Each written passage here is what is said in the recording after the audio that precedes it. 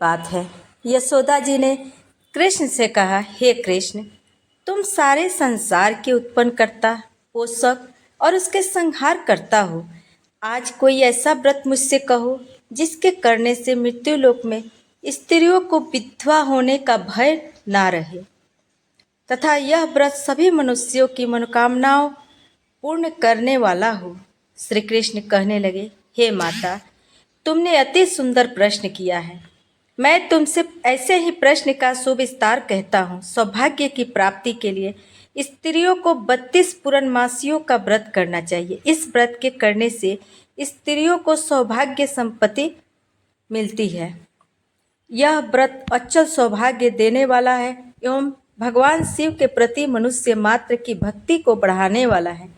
यशोदा जी कहने लगी, हे कृष्ण, सर्वप्रथम इस व्रत को मृत्यु लोक में किसने किया था, इसके विषय में विस्तार पूर्वक मुझसे कहो। श्री कृष्ण जी कहने लगे, इस भूमंडल पर एक अत्यंत प्रसिद्ध राजा चंद्रहास से पालित अनेक प्रकार के रत्नों से परिपूर्ण कातिका नाम की एक नगरी थी। वहां पर धनेश्वर नाम का एक ब्राह्मण रहता था और उसकी स्त्री अति सुशीला रूपवती थी। दोनों ही उस नगरी में बड़े प्रेम के साथ रहते थे। घर में धन धान्य आदि की कमी नहीं थी। उनको एक बड़ा दुख था, उनके कोई संतान नहीं थी। इस दुख से वह अत्यंत दुखी रहते थे। एक समय एक बड़ा तपस्वी योगी उस नगरी में आया। वह योगी और उस ब्राह्मण के घर को छोड़कर अन्य सब घरों से भिक्षा लाकर भोजन किया करता था। रूपवती से वह भिक्षा नहीं लिया करता था।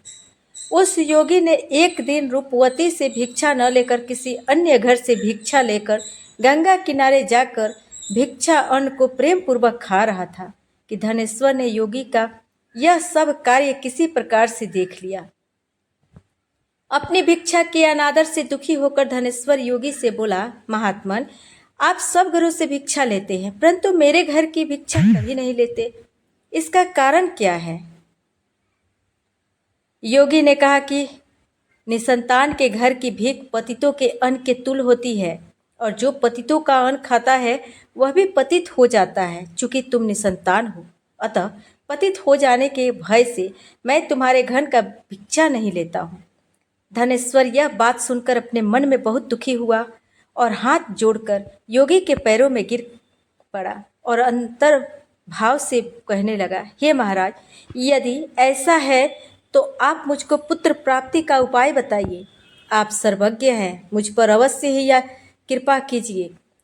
धन की मेरे घर में कोई कमी नहीं है परंतु मैं पुत्र न होने के कारण अत्यंत दुखी हूँ। आप मेरे इस दुख का हरण करें, आप सामर्थ्यवान हैं। यह सुनकर योगी कहने लगे, हे ब्राह्मण, तुम चंडी की आराधना करो। घर आकर उसने अपनी स्त्री से सब वृत्तांत कहा और स्वयं तप के निर्मित वन में चला गया। वन में जाकर उसने चंडी की उपासना की और उपवास किया। चंडी ने 16वें दिन उसको स्वप्न में दर्शन दिया और कहा, हे धनेश्वर, जा तेरे पुत्र होगा, परंतु वह 16 वर्ष की आयु में ही मृत्यु को प्राप्त हो जाएगा। यदि तुम दोनों स्त्री पुरुष 32 पूर्णमासियों का व्रत विधि पूर्वक करोगे तो वह दीर्घायु होगा।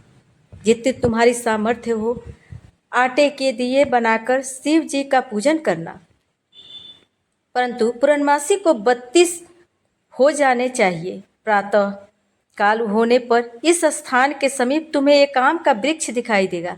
उस पर तुम चढ़कर एक फल तोड़कर शीघ्र अपने घर चले जाना। अपनी स्त्री को सब वृत्तांत कहना।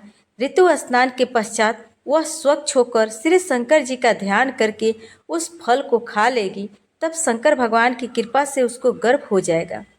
जब वह ब्राह्मण प्रातः काल उठा तो उसने उस स्थान के पास ही एक आम का वृक्ष देखा जिस पर एक अत्यंत सुंदर आम का फल लगा हुआ था।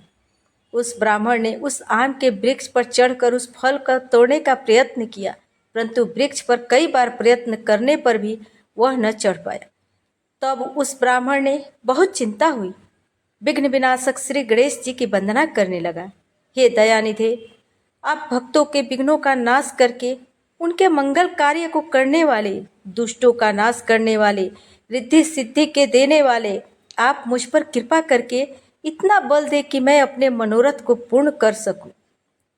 इस प्रकार गणेश जी की प्रार्थना करने पर उनकी कृपा से धनेश्वर वृक्ष पर चढ़ गया और उसने एक अति सुंदर आम का फल देखा। उसने विचार किया कि जो वरदान से फल मिला था वह यह है और कोई फल दिखाई नहीं देता। उस धनेश्वर ब्राह्मण ने जल्दी से उस फल को तोड़कर अपनी स्त्री को ला कर दिया और स्त्री ने अपने पति के कथनानुसार उस फल को खा लिया और वह गर्भवती हो गई। देवी जी की असीम कृपा से उसे एक अत्यंत सुंदर पुत्र प्राप्त हुआ जिसका नाम उन्होंने देवीदास रखा। माता पिता के हर्ष और शोक के साथ वह बालक शुक्ल पक्ष के चंद्रमा की भांति अपने पिता के घर में बढ़ने लगा। भवानी की कृपा से वह बालक बहुत ही सुंदर, सुशील और विद्या पढ़ने में बहुत ही निपुण हो गया। दुर्गा जी की आज्ञा अनुसार उसकी माता ने 32 पूर्णमासी का व्रत रखना प्रारंभ कर दिया था जिससे उसका पुत्र बड़ी आयु वाला हो जाए। 16वां वर्ष लगते ही देवीदास के माता पिता को बड़ी चिंता हो गई कि कहीं उनके पुत्र की इस वर्ष मृत्यु न हो जाए। इसलिए उन्होंने अपने मन में विचार किया कि यदि यह दुर्घटना उनके सामने हो गई तो वह कैसे सहन कर सकेंगे। अस्तु उन्होंने देवीदास के मामा को बुलाया और कहा कि हमारी इच्छा है कि देवीदास 1 वर्ष तक काशी में जाकर विद्या अध्ययन करे और उसको अकेला ही नहीं छोड़ना चाहिए, इसलिए साथ में तुम चले जाओ और 1 वर्ष के पश्चात इसको वापस लौटा लाना।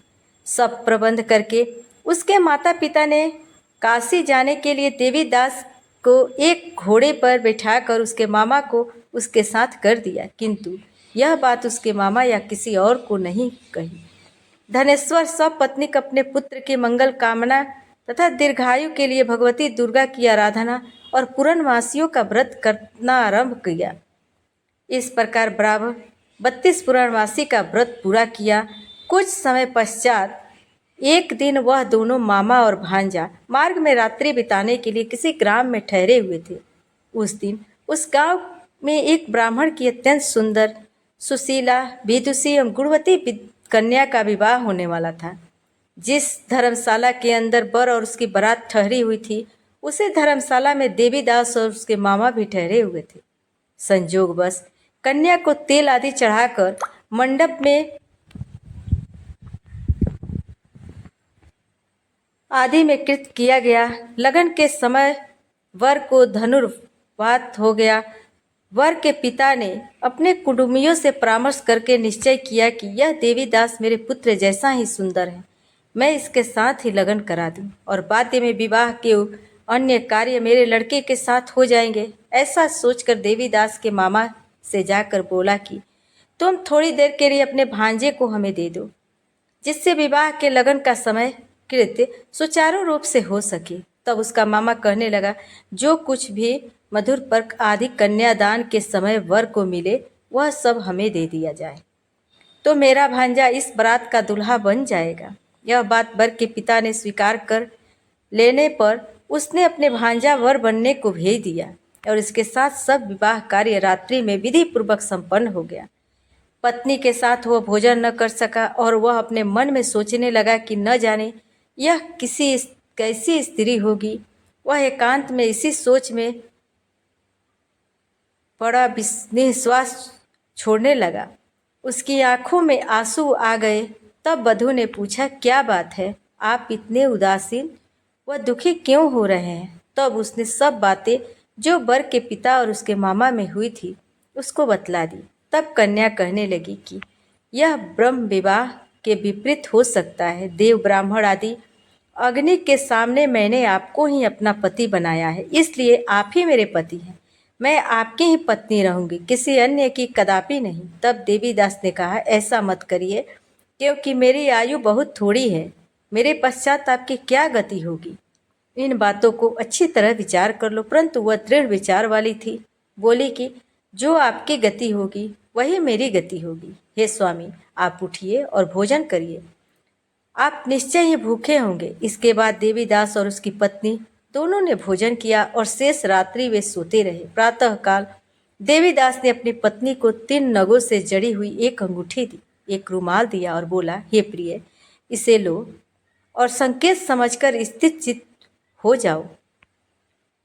मेरा मरण और जीवन जानने के लिए एक पुष्प वाटिका बना लो, उसमें सुगंध वाली एक नौ मल्लिका लगा लो, उसको प्रतिदिन जल से सींचा करो और आनंद के साथ खेलो कूदो और उत्सव मनाओ। जिस समय और जिस दिन मेरा प्रणाम होगा ये फूल सूख जाएंगे और जब ये फिर से हरे हो जाएं तो जान लेना कि मैं जीवित हूँ। यह बात निश्चय करके समझ लेना, इसमें कोई संशय नहीं है। यह समझाकर वह चला गया। प्रातःकाल होते ही वहाँ पर गाजे बाजे बजने लगे और जिस समय विवाह के कार्य समाप्त करने के लिए वर तथा सब बाराती मंडप में आए तो कन्या ने वर को भली प्रकार से देखकर अपने पिता से कहा कि यह मेरा पति नहीं है, मेरा पति वही है जिसके साथ रात्रि में मेरा पानी ग्रहण हुआ है, इसके साथ मेरा विवाह नहीं हुआ है। यदि यह वही है तो बताए कि मैंने इसको क्या दिया। मधुर पर्क और कन्यादान के समय जो मैंने भूषण आदि दिए हैं उन्हें दिखाए और रात्र में मैंने क्या गुप्त बातें कही थी वह सब सुनाए। पिता ने उसके कथनानुसार वर को बुलवाया। कन्या की यह सब बातें सुनकर वह कहने लगा, मैं कुछ नहीं जानता। इसके पश्चात लज्जित होकर वह अपना सा मुंह लेकर चला गया और सारी बारात भी अपमानित होकर वहां से लौट गई।